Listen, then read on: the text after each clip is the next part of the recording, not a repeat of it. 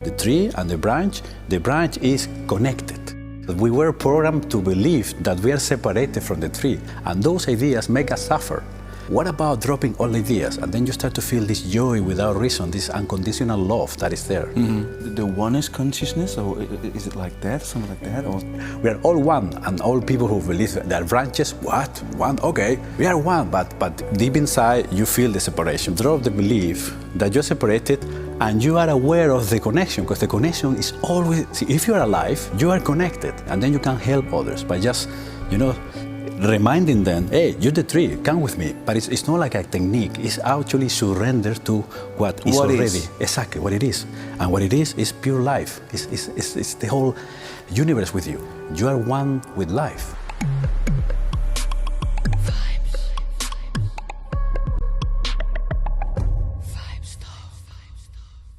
Hey, leuk je kijkt en of luistert naar Vibestalk. Wel met deze show je te kunnen inspireren, wellicht iets bewuster kunnen maken en vooral een positief oplaadstation te zijn in deze zeer bijzondere tijden. Vind jij het nou te gek wat wij doen? Join the movement, be the movement en word member van Univibes. Want zo kan jij je gaan verbinden met heel veel gelijkgestemde mensen en nog heel veel meer extra's. Zoals bijvoorbeeld heel veel gave masterclasses. Ga ervoor naar onze website www.univibes.nl en schrijf je ook meteen in voor onze nieuwsbrief. En kijken is liken en abonneer je even op ons kanaal. Dankjewel.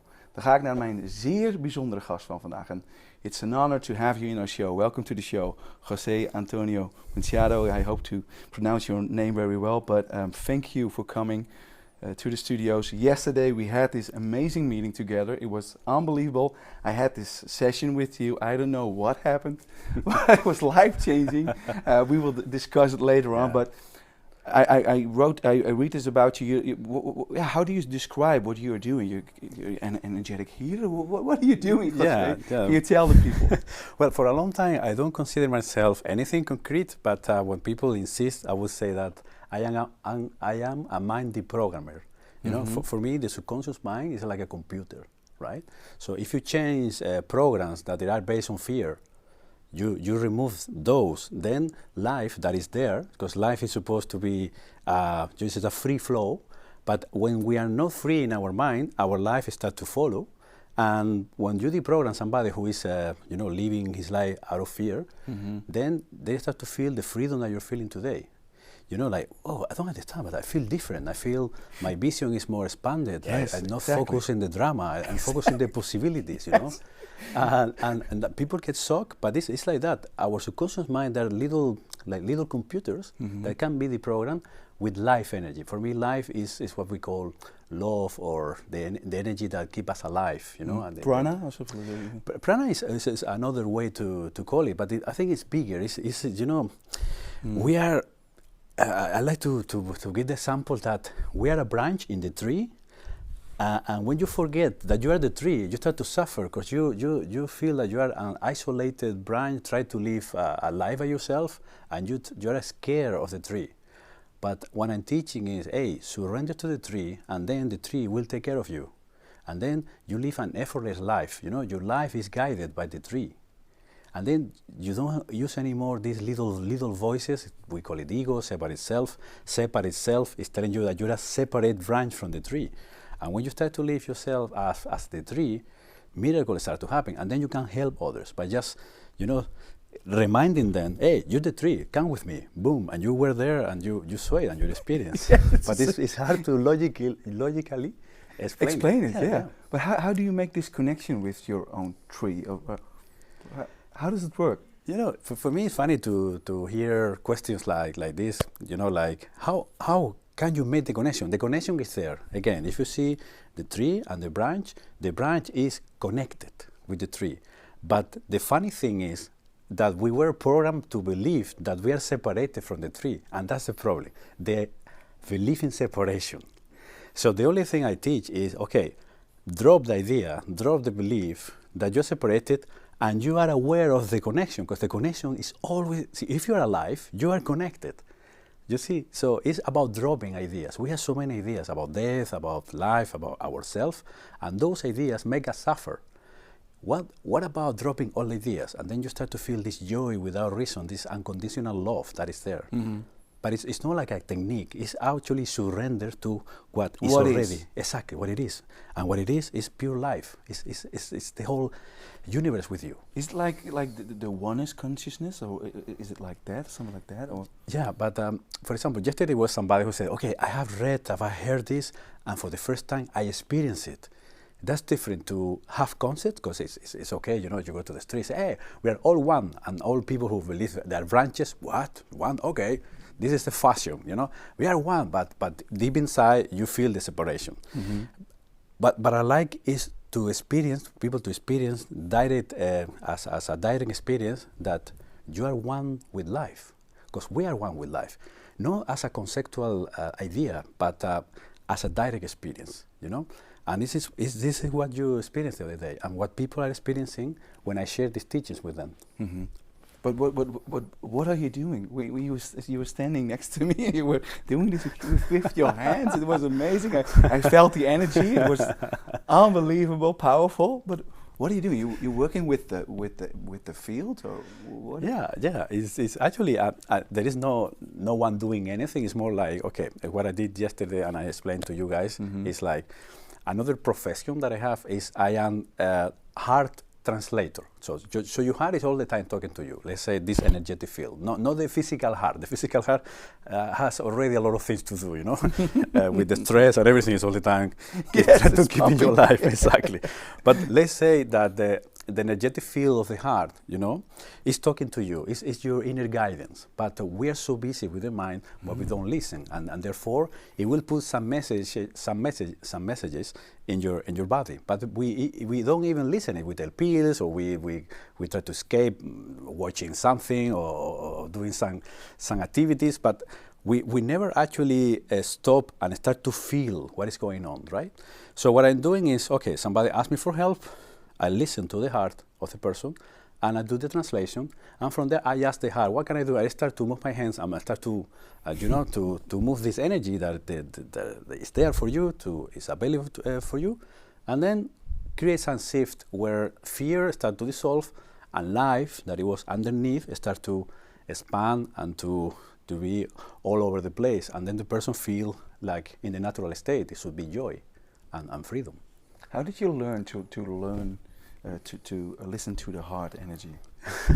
Yeah, for me, I was very skeptical back in the days, and that was, according to my master, that was a good thing, because I couldn't believe anything if I didn't try. And this is what I do in every event. There is no exception. I said, hey, don't believe me, just try yourself. So what happened is I was with a lama, because back in the days, I told the story in another interview. So I was taking some lamas in the morning for excursions, because it's the only way I could go to the events, because I didn't have money back then. So the events were in the afternoon, so I would pick them up in the morning, take them for excursion to visit the island, Lanzarote, where I live. And then one of them was sitting down where I was waiting for me when I was surfing, and I was surfing in a rocky place, and I hit my knee against a rock, and it was so hurtful. So when I came to him, I said, hey, let's go to the hospital. And they looked at me and said, no, hospitals are dangerous. And I said, no, man. And I was 19, I was arrogant. I said, okay, listen, maybe in your country, in your third world country, your hospital are dangerous, but not here, because we are part of Europe, This is Spain. We have great hospitals. And they said, no, you didn't get my message, man. It's like, you believe your knee is injured, but it's not, it's a belief. I said, no, man, let's go to the hospital. I said, no, come. So I got my knee closer to him. He just moved the hand like this, and I feel like clack. And then he said, go back and surf. And it was true. I could surf again like nothing happened. Like you're surprised. Like, I don't know what happened, but it's different. And then I said, how can I learn this? He said, you will learn at the right time, because right now you're a little bit too much in your head. So at the right moment, I learned from them how to actually project energy, how to move frequency, how to write vibration, and so on. It's a old Tibetan system. In this case, it was Rigpa Energetic Healing, or we also have Dharma Shamanic System. It's what I'm teaching in Holland and Spain and other countries. People, even if you don't know anything about meditation, about anything, it's a good way to start to connect with what is natural, what is very organic. And from there, I see every time we get testimonials from people from all over the world telling us beautiful stories like, man, this is amazing. Now I don't have pain, or I'm not depressed anymore. So there's a lot of things like people in Spain, for example, they say this is new stuff. No, this is have thousands and thousands of years. What is new is believing that just a pill will cure you. I mean, you can take a pill for a while, but go to the causes, the emotional causes that are behind. And this let's say, tools, conscious practice, that will help you to activate the causes. For example, there was a person who called me and said, I have extreme migraines, headache. Yeah. And I said, okay. I asked some questions. Hey, where did it start? They said, no, it was a year ago. I went to the doctor. He gave me these pills. And the doctor said, it's migraine. Okay. But a year ago, did you start to do something different? Oh, yeah, in the morning, I drinking whiskey with some friends. Man, you don't have a headache. You have a hangover. Do you think so? But the doctor said, and I have the pills, just try this. Don't drink whiskey for a few days. And then he called, man, you're the best healer ever. It's gone. No, we deactivate the cause. It was you drinking and taking pills to treat the symptoms. So the symptoms, they were telling you, hey, stop. Mm-hmm. So this is an example to tell you the difference between a cause and a symptom. Mm-hmm. So what does symptoms mean for you? Symptoms is, for example, your subconscious mind try to tell you that you're doing something that you shouldn't do, or start to live your life. I'm going to put you an example. For example, if you're a person who is carrying all the time, other people problems and so on, mm-hmm. you have the tendency to have back pain, shoulder pain. For example, if you are taking the weight from others and you're angry, maybe you can have even arthritis or some deeper problems. Mm-hmm. So actually the symptoms are telling you, hey, don't do that anymore. Express, talk. For example, if you don't express yourself, there's some blockage here. You feel like, I don't know why, but this is blockage. Or if you're overthinking, you have like a headache. If you're a control freak, you have migraines. They are basically telling you, hey, relax.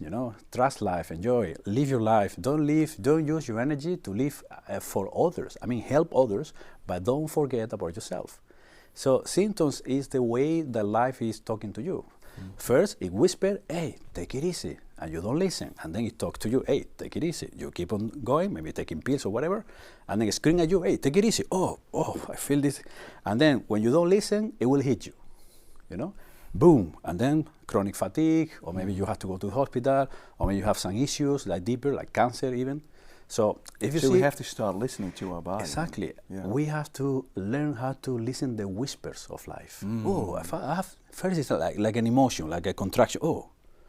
Every time I go to this place and I hate, for example, I hate my job and I go there. We even say this job make me sick. We really have in the language this kind of talk. And you keep on going, but you actually want to, be traveling, maybe create a podcast talking about consciousness, but because of the money, you stay in a place that you hate. And sooner or later, the whispers, they're going to become a heat, and you're going to be sick, burn out, for example. It's like, hey, use your energy for something else. Mm-hmm. I have to be healed in order to keep on going to that place. No, you will never recover. You see? Mm-hmm. There is love taking care of you. And if we learn to listen, your life will shift in such a wonderful way. And there are a lot of people giving us testimonials that they are using this way of listening with consciousness. Are they afraid of listening to the symptoms? What is it? To the true meaning of life? What is it? No, we are programmed to be afraid to what is natural. What we call normality is based on fear. For example, when I teach people how to hug trees and connect with the energy of the tree, when they talk to other people about this, they say, hey, be normal. You see? Be normal. That's crazy. They are telling me this every day. You see? Be normal. So what do you mean about normal? And I always put this example because once I went to a cafeteria in Spain, and it shocked me because the guy came to me and said, what would you like? And I said, I would like a tea. And he brought this artificial kind of, it was a cord with a plastic thing, and then you have the tea inside of a bag. He said, would you like it normal or natural? It was just the herbs. And man, we're calling normal this? So in little things you will see that for people it's normal to be stressed out, to be sick, to be afraid, to be hating the job where you are, to be in a relationship that is already dead. No, it's normal. It's what my mother do. It's what society told me to do. No, man, this is gonna make you sick. You see, listen what is natural, and your heart, the heart field is all the time talking about what is natural for you in nature. Natural nature is where you find. So we're so disconnected with nature, right? Yeah, but we've been programmed. Yeah. How did we get so programmed? I mean, I don't know if I can say this in your podcast. Of course, you can for say how everything. many years a kid stay in school? For how many years? And after another school, and then society, then the TV, then social media, then the news. If I continue, you see. And even before you were born, even for example, the other day we were talking to our friend who also she's applying some consciousness to a woman about birth. Yeah, Anne Verwaal. She was. Yeah, she's an amazing woman. Amazing. Yeah. We were talking like even the wish that your parents have, like, okay, we're gonna have this child because we're afraid that in the future we're gonna be alone, and this kid is gonna take care of us. So when the kid is already programmed, he's born, he's all the time worried about the father and the mother. It's all about them. And and then you have the program. And then even when she was in the womb of the mother, if the mother was thinking about abortion, if she was worried, she get also programming. And when the way she was born, if she was in a natural birth, or she was a this kind of cesarean, I think it's called, Cesarean, yeah. And then it's another programming, then the education, then the way that people talk to you, your friends, again, movies, and then our whole society is so programmed. Yeah. For example, there is a video, maybe you're familiar with it, in New Year Eve in France. It was a video of when they were going, the countdown, like 3, 2, 1, 0, Happy New Year. Everybody was with a mobile phone like this. Thousands and thousands of people doing the same. Can you see the massive programming? Everybody with a mobile phone. Back in the days was, yeah, everybody hugging each other. Yeah, it was just everybody recording, looking for external validation. Everybody, yeah, we're gonna post it. I was in Paris, you see? Everybody, thousands, no one, maybe one person, maybe because another person was holding his phone, It was massive programming there in front of you. So if you look around, there is all the time people being the same, and that is programming. Mm-hmm. And when they access to these tools, they start to feel the natural way. Hey, wait a moment. And they start to even have this little crisis. Hey, should I stay to live like this, or shall I change my life? Mm-hmm. And that is the moment where you start to be, you try to be free, and then when you look around, people, they're going to point at you. And that is another filter. Oh, maybe I shouldn't do that, because otherwise I'm going to be weird, going to be different. A lot of people are so afraid of being weird. That you like to yeah. But at the same time, it's good that nowadays, for people is more natural to do meditation, to do this kind of practices. Back in the days when I started like more than 20 years ago, when I was 19, now I'm 48. I was called black magician, dangerous person, crazy. I was really, people insult me. Mm-hmm. People tried to cancel me. It was really crazy. Now, it's normal to do yoga, meditation, talking about healing.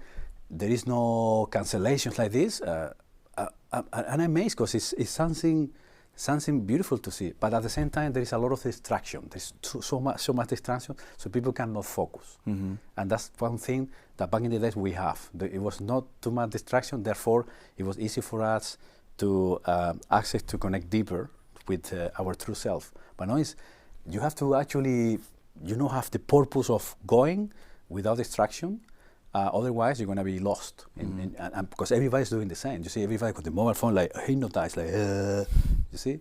Like never ending, scrolling down, instant gratification. Everybody's doing the same. If you go to Japan, it's the same. If you everywhere, I think traveling around, it's the same programming. Do you also believe that this is the reason why so many people are depressed, and so many young people as well? Yeah. You know, when you're depressed, you are pressing yourself with something that is not true. For example, if you do something, I did it wrong, something wrong with me, and you press yourself with this thought, and then you are depressed. Depressed. You see? So, yeah, and then there is this idea, you should behave like this, you should be normal. And then when you try to be different, you're going to be point out, hey, and then you press yourself with more ideas and you get depressed. And there's so many depression. In Spain, people, they think we are happy people and so on. I think we are one of the countries that we use more anti-depression pills. It's amazing how much people that are depressed in Spain. Also in the Netherlands as well. It's crazy because they repress down the dreams, the joy. I'm supposed to be perfect in Holland, happening a lot. I have to be perfect. But this perfection is not from you, it's from an idea. And this a lot of pressure, then you're depressed. Wow. Yeah, it's crazy. So yesterday, and I also heard you talking about it right now, so that it's really important to focus. Exactly. How do you doing this? Yeah.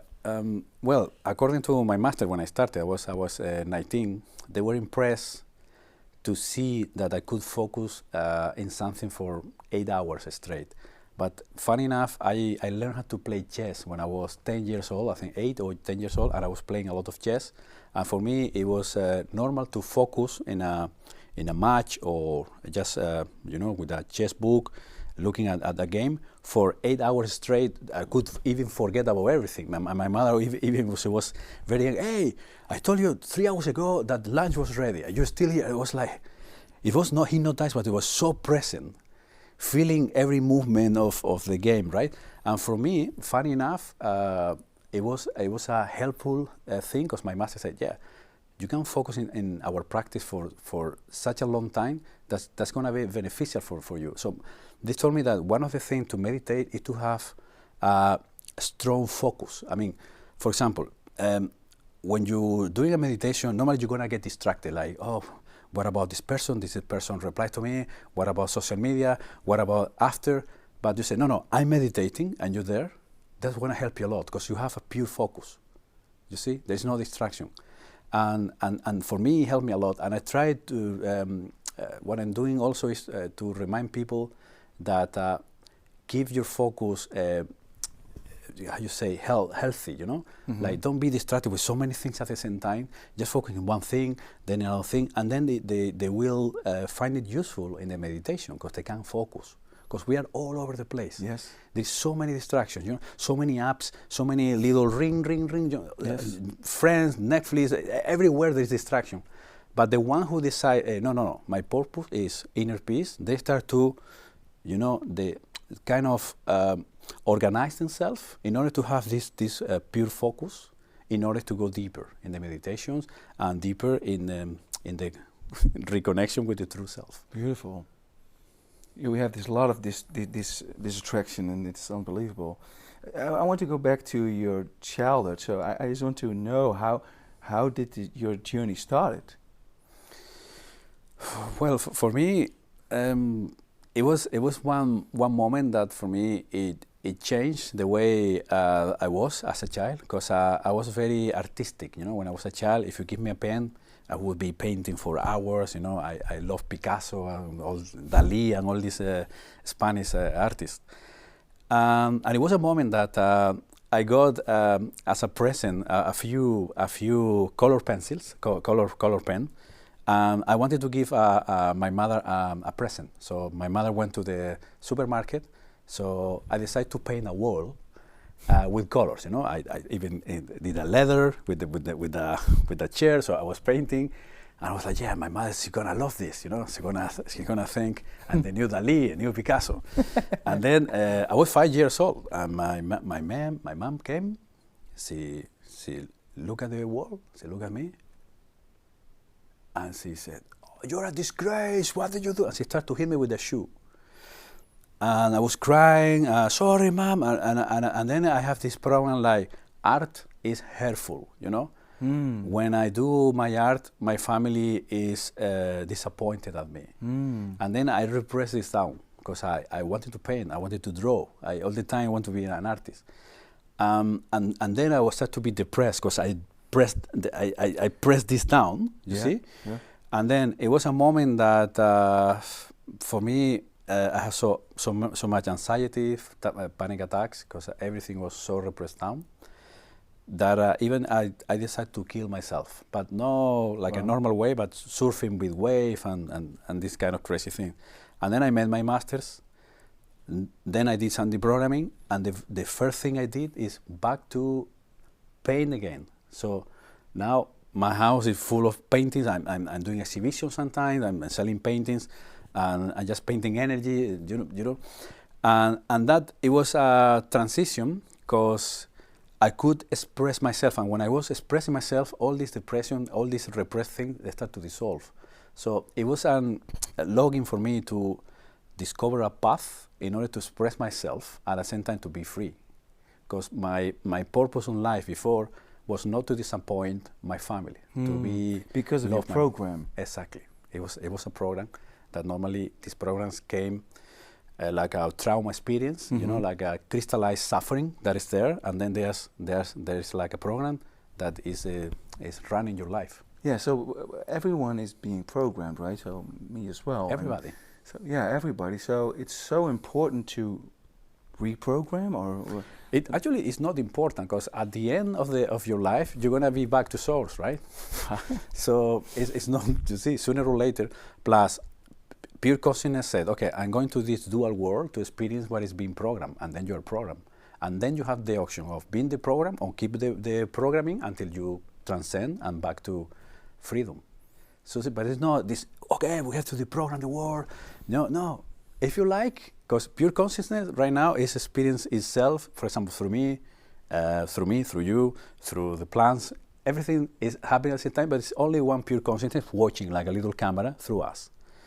Now, she likes to feel what is being programmed, what is being deprogrammed, what is to be free, what is to be a slave, everything at the same time. And then everybody will feel the call. Okay, I would like to be free. You can be free. I would like to be a little free. You can be a little free. You can be free to be free, or you can be free to be a slave. But it's not. So everyone has their own choice. Exactly. That's the beauty. So what do you think his life is about? Life is about nothing, but at the same time, if you want me to give you an answer, life is about living life. The purpose of life is life. No, let's change the world. Let's do transformation. Let's fight against. I don't know. There's always a story, but if you remove the story, breathe in, breathe out. You're here. You feel alive, and then that is the purpose. Feel life. The purpose of life is life. So being in the present moment? Being in the present moment, for me, because some people, they have trouble to understand this. You know, what you are, it doesn't belong to time. It's the eternity, you know? It's the eternity dancing in time, because time is a concept. And then... What do you mean by that, time is a concept? Time, we made up time. For example, imagine you were born and nobody told you anything about time. Imagine you live in a place where nobody tell you anything about time. How would that be your life? Different. Probably you will age different because you don't believe in time. Wow. Sometimes I see masters in the Himalayas. They're more than 100 years old and they're climbing trees. And they look in the 40s. And I asked them, hey, how are you so young? I said, I don't believe in time. Wow. Because humankind, they need time as a reference. Okay, today we have the meeting, let's do the interview at 3.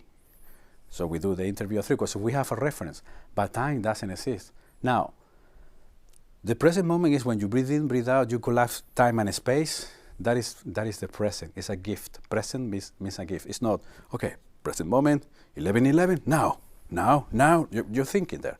What happens when you breathe in, breathe out, and let go everything that is about the world, like thoughts that are talking about mundane things, worldly stuff, you could like stand in a space and then you're present.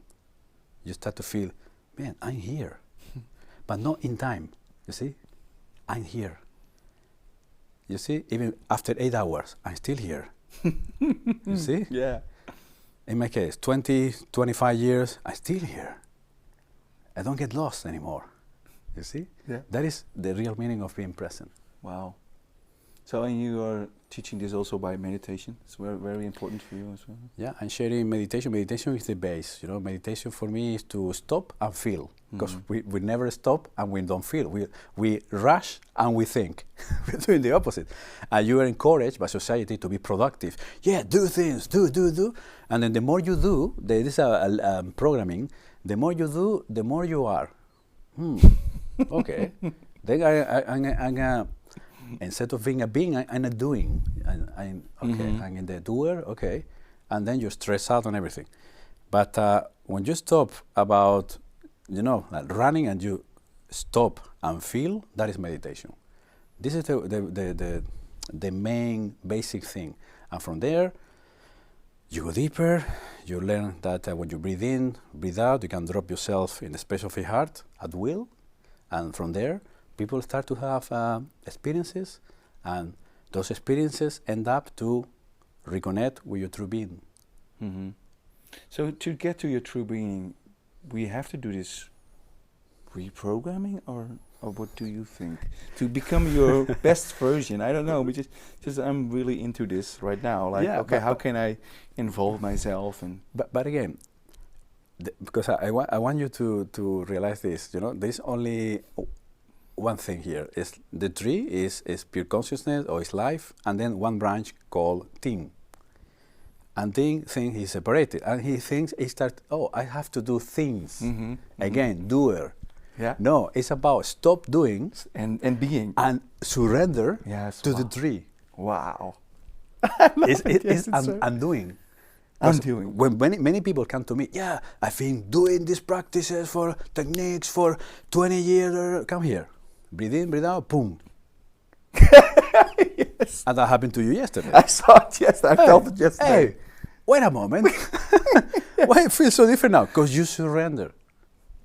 That's Buddha, the message. Hey, Buddha is already here. No, but what about there? It's like, for example, I don't know, if you have your sunglasses on your head, where are my glasses? No, they're at the top of your head. No, really. Do you have to go to India to find the glasses? And you go to visit a guru who will explain you where to find your sunglasses, and your sunglasses are here.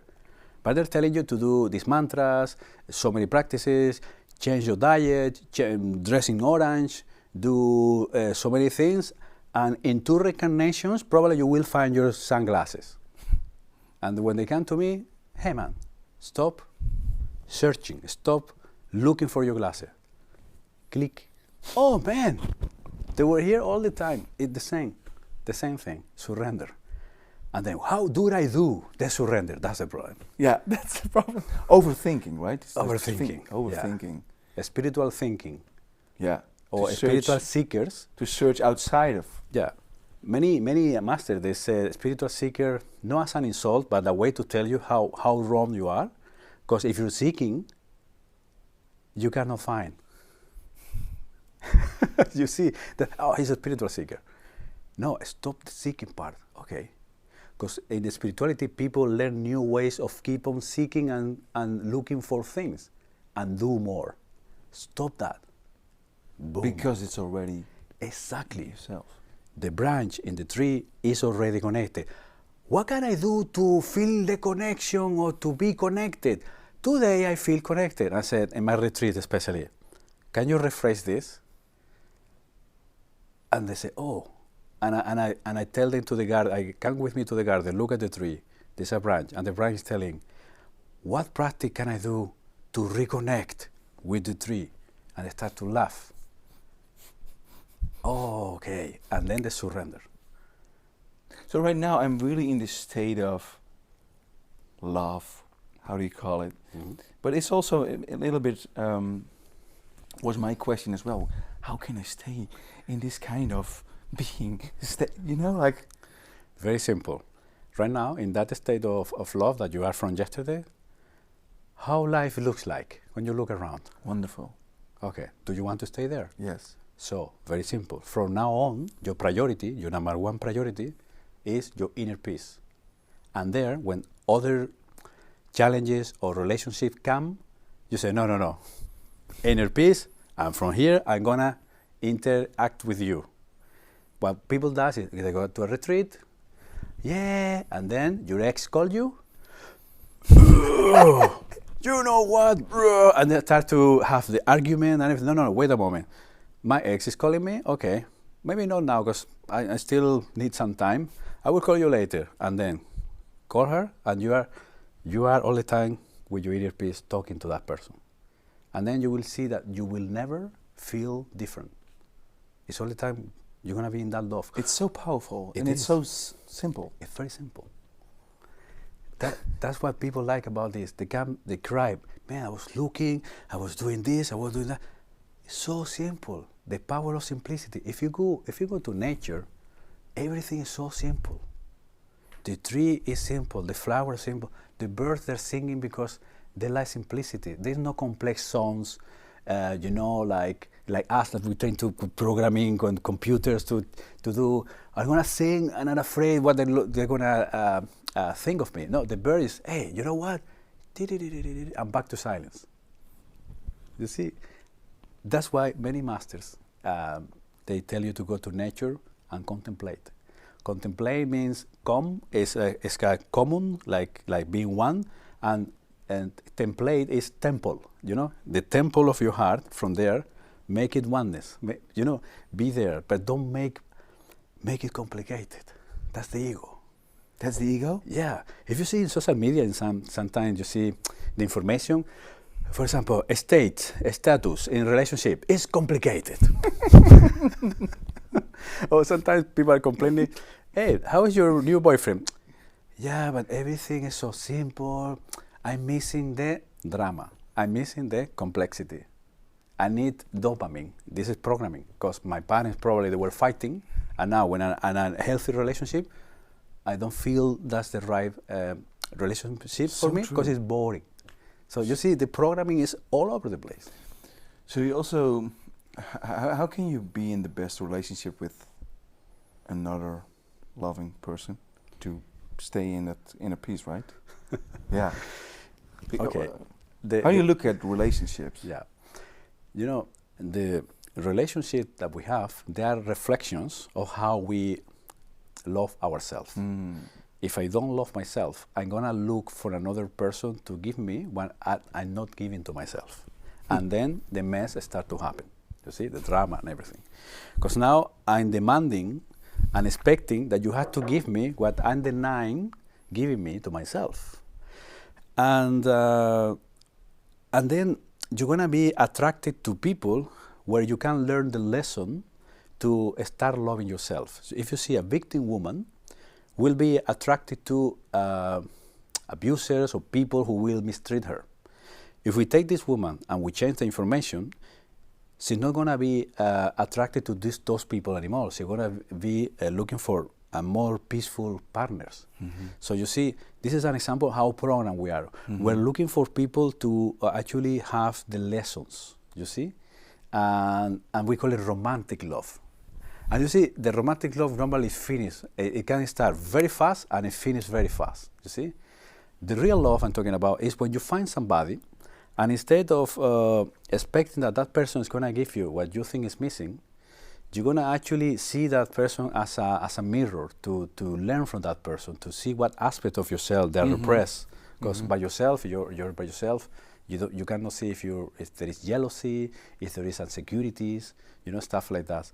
And then this is a way that we have to actually discover ourselves, with a conscious relationship. But again, if you see a happy person, a happy free person, actually I don't like the word person, but a happy free being, is it going to be attracted to a drama woman? No. If you consider yourself a spiritual, in this case I would say person, you will be attracted to this kind of people, if you are attracted. Now, if you see free, let's say, unconscious beings, they are not attracted to that. Therefore, they will connect with people who will enter in that same energy, you see? At the same time, they are not looking for a person to be the same, because we want to have also contrast, right?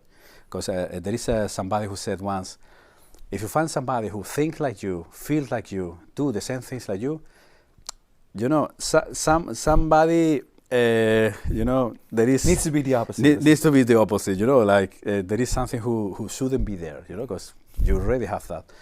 But there is no drama like this, you know, so what I love about relationship is they are talking the way if you're loving yourself or not. If you don't love yourself, the person who is with you is gonna reflect back that lack of love. Mm-hmm. So self-love is so important exactly. to start with. Yeah. Wonderful.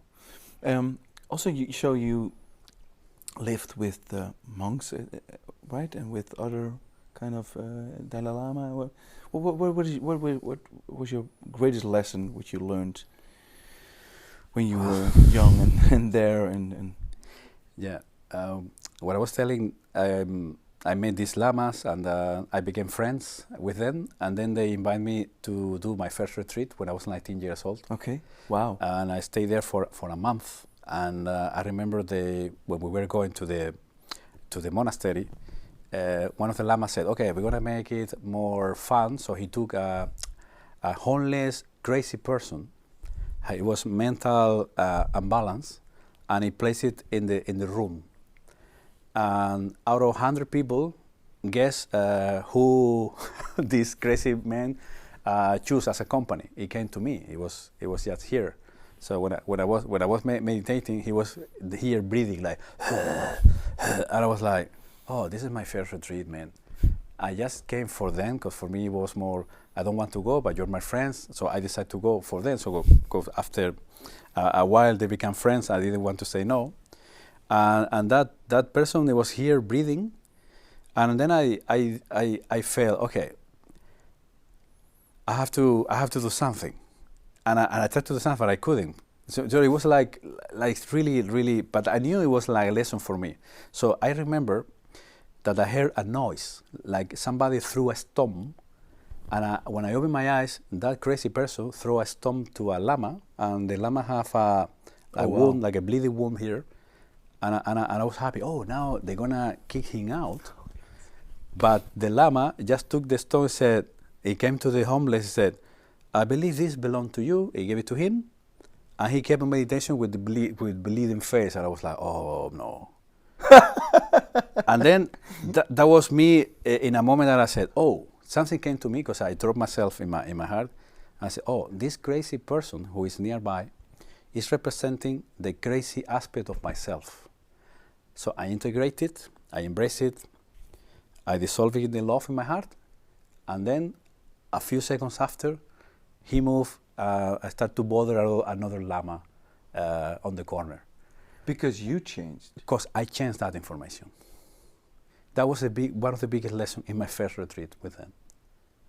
That it was not the outside aspect, but the outside aspect represents the inside aspect. The cause is activated in you, and then you project it outside. So everything is a mirror? Everything is a mirror. Mm-hmm. Everything that you see is your belief. The world is all the time asking you, hey, what do you think of me? Life is telling you, hey, what do you think of me? And you subconsciously answer. Life is such a dramatic place, or life is tough. Life says, okay, I'm gonna give you reason to keep on thinking that it's tough.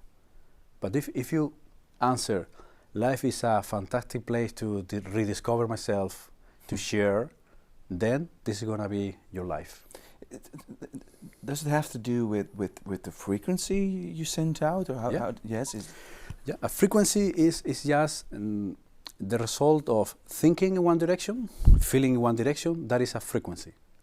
If you hold that frequency, that will create a vibration around you. That will be your life. So it's very important to think, but also to feel, because otherwise it doesn't work. Or yeah, I mean, there is two kind of thinking or thoughts. The dysfunctional ones, that the ego talking to you, oh, this is not going to work, you're worthless, you're not good enough, blah, blah, blah. These voices that you didn't even ask for it. And then your feeling will be aligned with that. But what about, hey, I love the feeling of waking up in the morning, I have another opportunity. I love the feeling of smelling my coffee in the morning.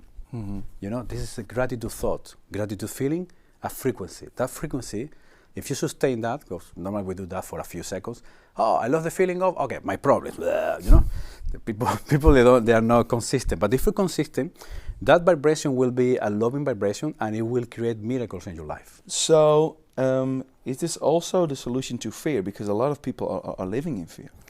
Yeah, people that are living in fear, for example, if you go to the example of the tree, if you forget who you are and you just think that you are a branch separated from the tree, you're going to be afraid because you're going to think, hey, there is nothing holding me, nothing taking care of me, then I have to do it by myself.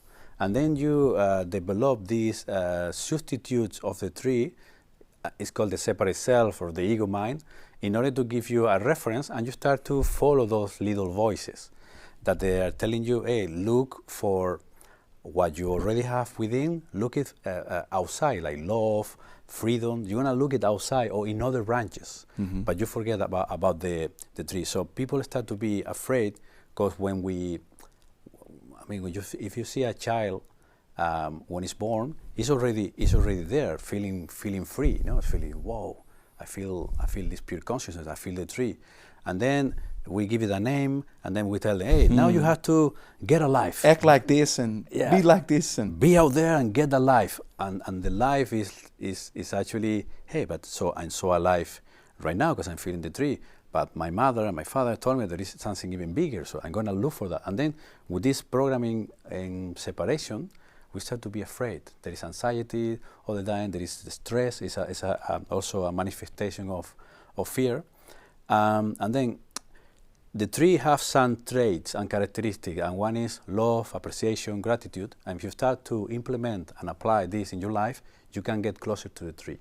Not closer in the sense of any movement, because you're already there, but let's say you start to be more aware of the connection that is already happening. So there's always a life force that is helping us to... Always, man, no exceptions. And what is that? Is that the consciousness of everything? The universe? It have different names, like pure consciousness, is love, is the divine, they have so many names. But I like to simplify it. That's why I use the example of the tree. Or in the ocean, you see, between one wave and another wave, there is water, and that water is pure consciousness, who is all the time, it's just one water moving with different shapes, but it's the same thing, you see? And it's taking care of you because it cannot do it otherwise. Because you are part of, you're his son, you're his family. So wow. You see? And we're the family of exactly. The universe. That's why masters like Jesus and others said, brothers and sisters, we're family, we're one, like the tree and many branches that are not separated, even though one branch lives so far away, you call it Japan, or you call it Africa, and they are a little bit, the color is different, but the sense is the same, it's one tree, the tree of life. Oneness. Wonderful. Wonderful. You're such an inspiration for me. Thank you so much. Thank you, José. So you're also working with the frequencies, right? Or with healing. So do you also believe that frequency healing can be the future of healthcare? How do you look at that? Yeah, I also use sound healing, use mantras, plus energy-wise. You feel the energetic frequencies when you are, let's say, helping somebody. Little by little, I can see that they are implementing in science this new technology, but it's not new because you see the shamans or back in the primal times, they use sounds, they use the drums, they use singing bowls, they use gongs, just because this resonance, it will tune somebody who is vibrating, for example, in a frequency. Actually, I'm going to put you an example that for me was a shock. But when something is resonating in a low frequency and you place another that is higher, the higher one will pull the other one until you reach it, and then you're healed. And for example, this is gonna be a little bit probably shock for many people, but it's something that for me, when I saw this when I was in my early 20s, it was a shock. It was a master. We were in the countryside, and he saw a bird that it was dead, and it was kind of full of insects, worms, insects around, and it was dead for a long time. So it was kind of let's say off and rotten, you know. And then he said, okay, right now, this piece of flesh that is there is in a low frequency. And then he started to apply. There is this system called Rigpa Energetic Healing. So he placed one hand here, and he started to raise the vibration. In this case, the vibration is as I say, is frequency which sustain. Okay, it's like a rotten frequency. He started to put it up, and then I start to hear like sounds like click, click, click, click, click, click, and all of the insects start to run away because they were in different frequency, and the skin start to get back to normal. He didn't finish the whole thing; just did a little bit. He said enough. That you can see how the flesh was recovering. Wow! And it was just in a few movements. That is the power, for example, of frequency and vibration. That's why people get shocked when they see what I'm sharing, because it's not only projecting energy. You're moving frequencies and vibration. You're raising vibration. You're changing frequencies. You're changing even energy blockages. This is happening at the same time. So that's why it's so fast, because it's used more elements that's just projecting energy. You know, this is an example how powerful is to know or to interact with frequencies, energy frequencies, sound frequencies, or even images. For example, if you see something beautiful, you create a frequency also. You know, or mandalas or colors. It depends how the therapists they use this or the purpose of the use. Wow! Is it possible to learn it for everyone? Yeah. In my case, I'm teaching it in Holland, in Spain, and even in Canada. I've been teaching, and it's very easy to learn. People they get shocked to say, hey, it's super simple and super fun. Because we are energy, or how does it work? Yeah, we are energy. One thing that I explain is like, I take a person, for example, 100 people, I take a person and say, okay, we see somebody, we see flesh and bones, you know, my hair, the clothing, but it's condensed energy, you know, it's energy. And the body, you know, the mind is not inside the body is happening in the mind. Everybody was like, what? And then I give them an example. For example, if the person have, for example, tell me that he have migraine or headache, so instead of going directly to the head, which is just condensed energy, I could go far away from the head, since everything is energy around. I change some, let's say, some frequencies and some... I felt it yesterday. For example. Yes. And then, boom, it feels immediately that something shift. You see, because everything, we are energy. Your heart is vibrating because there is energy there. So what you were doing yesterday with your hands was changing the frequency, it's changing your subconsciousness? Changing energy, frequency, rising vibration, and blocking, because you know, our energetic field have to be like a flow. When you go to the garden, you have a beautiful garden there. You have a hose, you are pouring water, and then imagine you have some knots. I mean, the flow is very weak. That like our life energy flow sometimes very weak. That's why people feel tired, not focus at all. You know, they want to sleep all the time, or they have headache. So when you unblock this, when you remove these blockages, then the flow is, you know, like, wow, I feel in my 100% of energy, and then you age. You don't age that fast. You look younger. You look more energized. There's so many things that that they are there, but we are unaware of that. You know, because we've been programmed that there is only one direction. If you have pain, take a pill or put something, carrot, or something like that. No, I mean, I'm saying that you can use a pill for a while. Okay, I have a toothache. Okay. But the solution is not taking the pill my whole life. I have to do something about it. That's the thing. So, but yesterday I had this pleasure and this honor to do this session with you, and it was amazing. And I really felt immediately, it was in a second that you changed something. It was amazing. But you know, like, but how can people at home who are watching right now also start with removing maybe this kind of blockages? Where can people start with? Yeah, I'm gonna share something very simple, because normally I need like 8 hours to explain you from the beginning how to do it. But something that is very base is like, close your eyes, take a deep breath, hold it, and when you breathe out, just place your awareness around the chest area. Like you want to feel the middle line in your chest. Just stay there and try to stay there for a few minutes.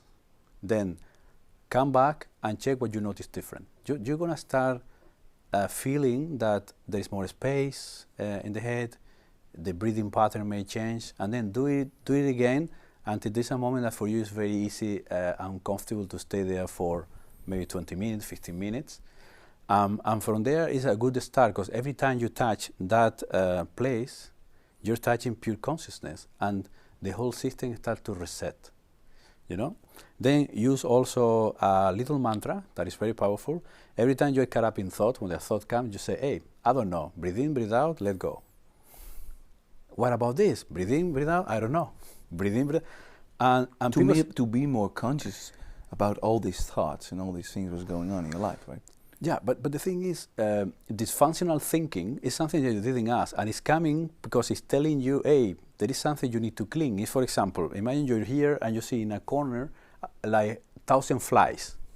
Those flies, they're there to tell you, hey, there is something you have to clean. So we have psychological poo, psychological dirt there when there is so many thoughts. But what I'm explaining is to start with something very basic. It's drop in there, and the more you drop, you start to be in a different frequency, because here there is this frequency all the time, thinking, and here you're feeling. Then when you get back, you're going to be more inclined to go in the heart, like Jesus and others say, hey, sacred heart. Buddha said the pure land of Buddha. They never point out there is in heaven. The heaven is within, you see? Wow. So, and then you realize that when there is thoughts, there is something underneath.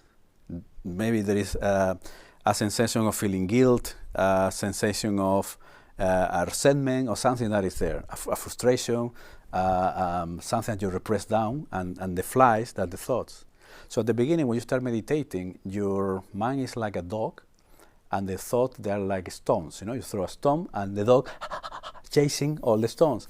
And the more you meditate, you start to be like a lion. Okay, you are a lion, you throw a stone, it doesn't care about the stone anymore. This is just an example. But you need to, little by little, feeling comfortable in dropping yourself into the heart. This would be the best exercise you can do to start. To start with in the morning? When you wake up? In the morning. What are you doing in the morning? You're also starting with meditation? When, back in the days, you know, when I really want to be conscious of the connection of pure consciousness and the tree, I would do things, you know, like meditation. So that's why there is this sentence like, meditation is something that you do, and then meditation is something that you are. So right now I become that. Wow. I am the tree. So therefore I don't need more practices. You didn't. Some practices to undo, you know.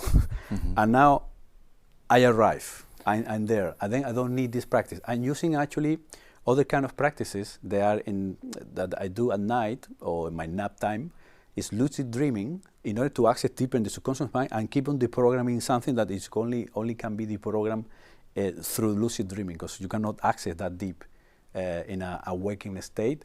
You have to go through the sleeping process, but it's kind of difficult to explain you here. Okay. I'm very curious right now. Oh, I can give you some highlights, but it's difficult to. Can you do a little bit? What would you like to know concrete? What would you like to know? Well, how does it work? What do you reprogramming in your sleep, or what? No, the thing is, our subconscious mind has different layers, okay? And the subconscious mind let you to go there, you know, let's say in this awakening state, you're awake, you're not asleep, you can go, and there is a moment that you need an extra, in order to go deeper, you have to go through the sleeping the sleeping process, when you're sleeping at night. We call lucid dreaming. Lucid dreaming is knowing that you're asleep. That's happened to many people, like, oh, wait a moment.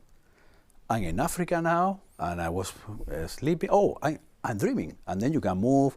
And then with that, let's say, lucidity, you can access to the subconscious mind, enter, like a program, like a computer, and access to the information. This is the thing that I can tell you about it. But wow. I don't So know. our subconsciousness is like a computer, you're saying, right? Like The subconsciousness, the subconscious mind is like a projector, like a computer. This world is there's only one subconscious mind. There's not only one subconscious mind. It's one, and it's projecting this world. This world is like a screen, and the projector is the one who is projecting everything. So everything you see in the screen, you cannot change it in the screen. You have to go to the subconscious mind.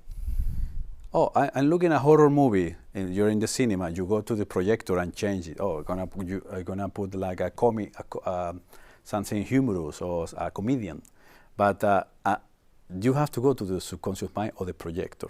because every programming is in the subconscious mind. Exactly, they're there. Yeah. And there is only one subconscious mind for everybody, because we are one. Remember, 1, 3, and according to the way you're thinking and feeling, you access to different channels and different programming. So that's why if you see the world, if you see, for example, one street, you see different kind of people living in different channels. And some of them, they don't even see each other because they're in different frequencies, different vibrations, you see? Yes. Wow.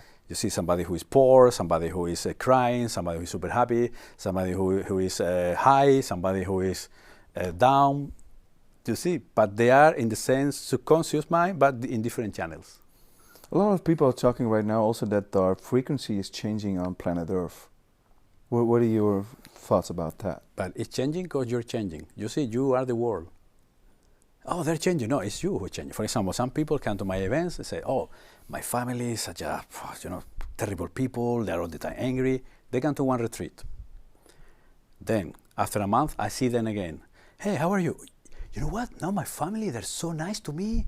They're even conscious. No, it's you change. Therefore, they are a projection of you. They change also. That's why the frequency is changing, because you're changing. Because everything is a mirror. So when Exactly. I change my thoughts and my frequency, the world changes. everything will change with me. Yeah. So what do you think then? Because right now, Yes. for the interaction, some people are telling me, hey, the worst is every time worse and worse and worse. Because they are worse and worse and worse.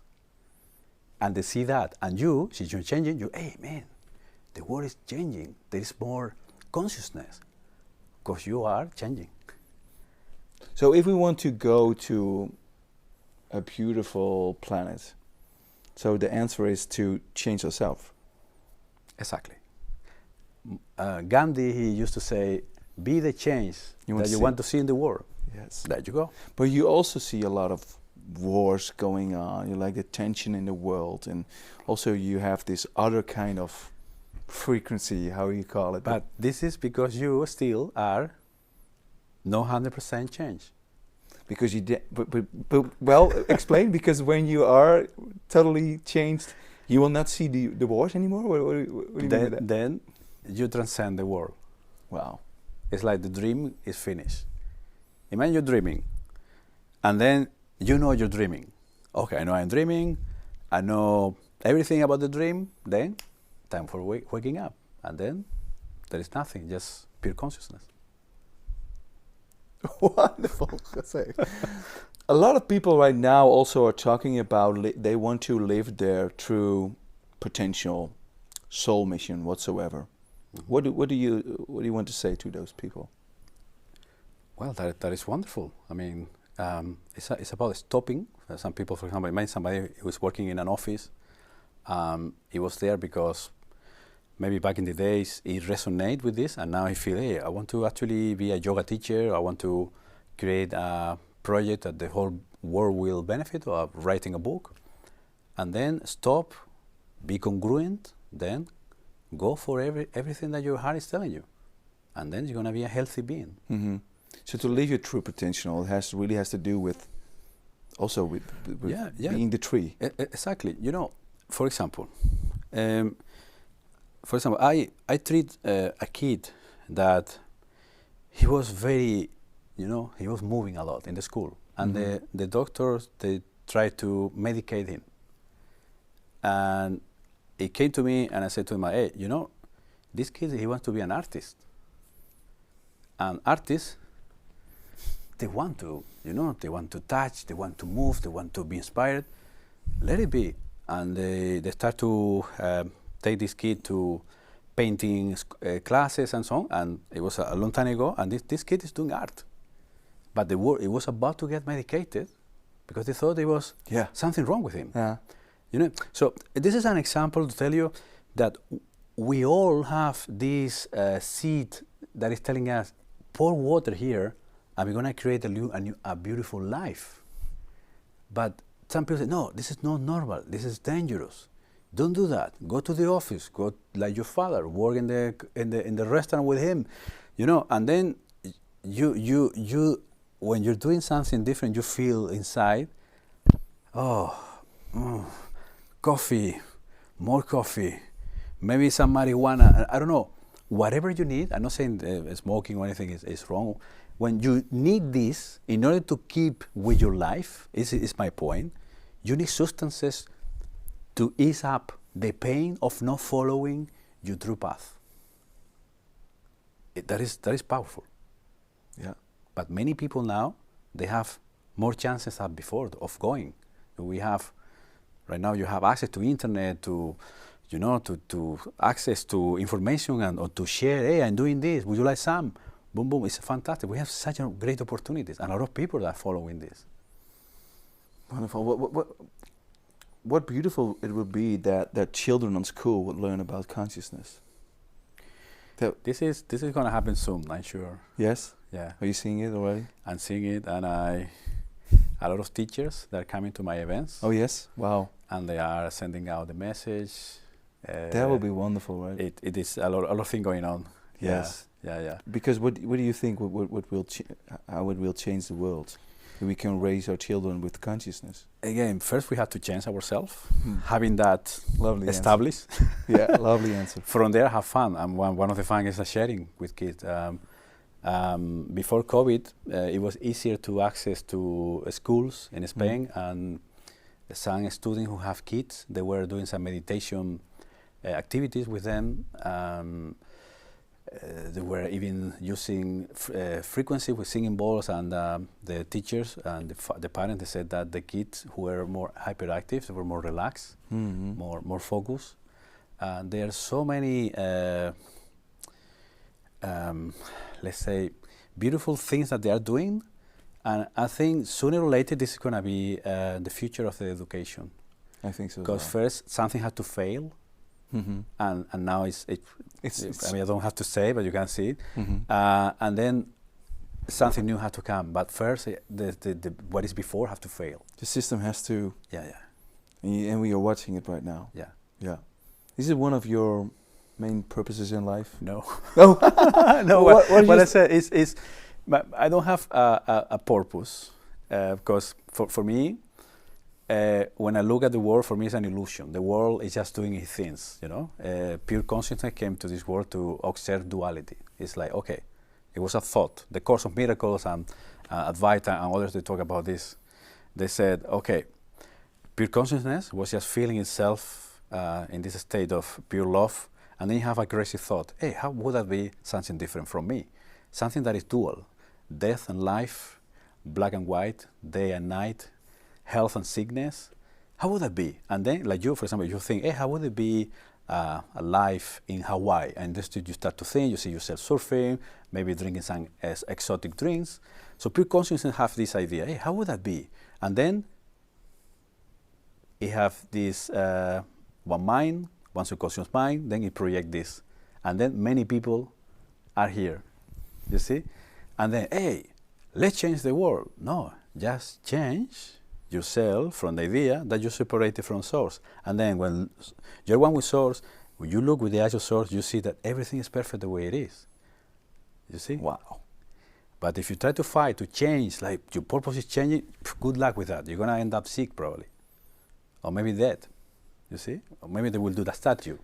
But my point, because I didn't finish this one, is my purpose is, in my case, keep on being blended with source. And then what is natural for me right now is to share it. But my purpose is not to wake up the whole world, therefore, no. There's only one waking up here, and I'm waking up. Therefore, there is more waking up going on. But then the contrast also, the ones who are against waking up. Everything is inside of us. Everything, no exceptions, no concessions. Wonderful, José, wonderful. I want to talk about you also have your own project, right? Mundo Armonia, what does it mean? Can you describe what it is? Mundo Armonia. I'm sorry for pronouncing. No, it's fantastic. Mundo Armonia is Mundo means world, and Armonia is harmony. Is to find that harmony in the world. And then it's a project, and start teaching meditation. We're doing events, also free events for people to try energetic healing. We're planning to do, we used to do something, meditation with kids. In the future, we're going to continue. It's to share consciousness and create more harmony. But again, we have to start with us. Yeah. So what are you doing with your own events? What can people expect when they are joining? It's good that they don't expect anything, because the word expectation, this is very dangerous. So X means out, like exit, and pectus means it's like the heart area. It's out of your heart, and then you get frustrated. Wow. What I like to tell people is that when they come to my events, please come with the sensation of cooperating to learn together, and from there, magic can happen. That's the only thing. I felt it yesterday. You were there. Yeah, wonderful. José, maybe you have one last message to all the people who are watching or listening. Is there something you just want to say to all people? The only thing I will tell them is that everything that is happening in your life right now, it has a purpose to make you free, to make you more conscious. Embrace it, and no matter how hard it looks, tell it, I want to learn from you. Ask to life, give me guidance. I know there's love behind this, and trust, have faith. And after that, you're going to be in tears of joy. That's the only thing I can say. Surrender. Exactly. Thank you so much, José. It was an honor to have you in the show. It was an honor to have this wonderful session with you yesterday. I'm so blessed and honored. And I would love to organize an event with you when you're coming back to the Netherlands. Thank you so much for being here. And thank you so much for sharing this information and for being you. It's just an inspiration. Thank you. And thank you for what you're doing. Thank you so much. Thank you, José. En jij ontzettend bedankt voor het kijken en het luisteren naar deze geweldige podcast. En vergeet natuurlijk niet deze video of podcast te delen met al je vrienden en familie. Deel deze informatie. En wil je dat we blijven bestaan? Word dan member. Be the Movement. Ga naar onze website www.univibes.nl. Dankjewel voor het kijken en luisteren. Thank you so much, José. Thank you. See you next week. Bye bye.